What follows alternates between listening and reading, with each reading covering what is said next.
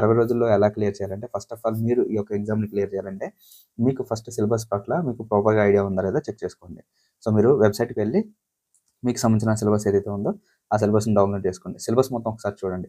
Syllabus అంతా చూసిన తర్వాత మీకు ఐడియా రాలేదు.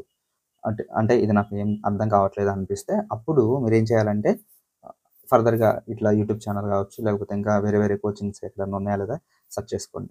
సో, ఖచ్చితంగా మీరు మాస్టర్స్ చేసుంటారు కాబట్టి, ఖచ్చితంగా మీకు ఈ టాపిక్స్ మీద సంబంధించిన టాపిక్ మీద ఖచ్చితంగా ఐడియా ఉంటుంది. అయితే ఈ యొక్క టోటల్ సిలబస్‌లో మీరు ఖచ్చితంగా ఎంఎస్సీ చేసే ఉంటారు, లేదా ఎంఎస్సీ చదువుతూనే ఉంటారు.